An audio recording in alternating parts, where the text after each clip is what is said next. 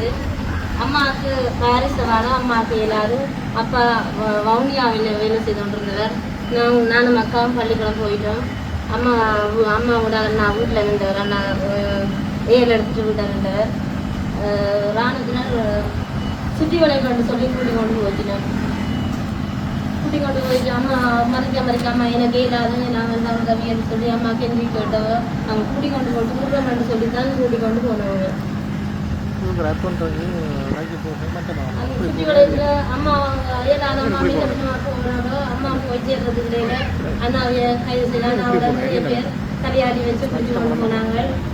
நாங்கள் பள்ளிக்கூடம் எங்களுக்கு அதை பற்றி எதுவும் தெரியாது. நாங்கள் பள்ளிக்கூடத்தால் வீட்டை போய் பார்த்தா அம்மா அழுது ரோடு அழுது கொண்டு நிற்கிறோம்.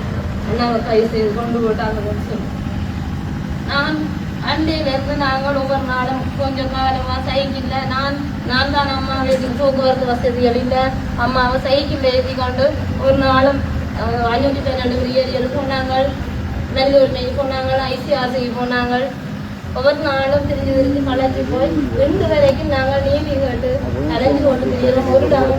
எந்த வித பதிலும் இல்லை, நீதியும் கிடைக்கல, எந்த வித நன்மையும் கிடைக்கல, நல்ல பதிலும் கிடைக்கல. எங்களுக்கு போகாத இடம் இல்லை, அறிவிக்காத இடங்களும் இல்லை, நாங்கள் முறைப்பாடு செய்யாத இடங்களும் இல்லை.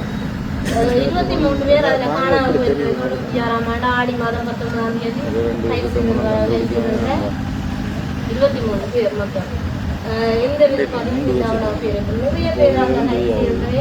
கொஞ்சம் பேர் உடனே விட்டாங்க, கொஞ்சம் பேரை முகாமில் வச்சிருந்து விட்டவங்க.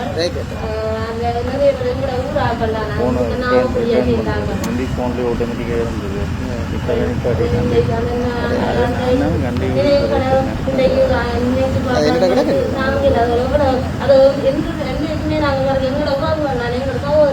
எவ்வளவு கஷ்டங்கள் துன்பங்களை நாங்கள் அந்த வேதனைகளை அனுபவிச்சிருக்கோம். அதை இன்றைக்கு நாங்கள் மறக்கிறாது. ஏதாவது ஒரு நீதி வேணும், அதுக்காகத்தான் நாங்கள் இன்றைக்கு வரைக்கும் ஏதாவது ஒரு நல்ல பொருள் கிடைக்கும், நீதி கிடைக்கும், ஏதாவது ஒரு நல்ல ஒரு தீர்வு கிடைக்கும் என்ற ஒரு நம்பிக்கையில இன்றைய வரைக்கும் நாங்கள் வந்து கொண்டிருக்கிறோம். ஏதாவது நல்ல பதில் கிடைக்கணும் என்று கேட்டு நான் இந்த சந்தர்ப்பத்தை நன்றி கூறுகிறேன்.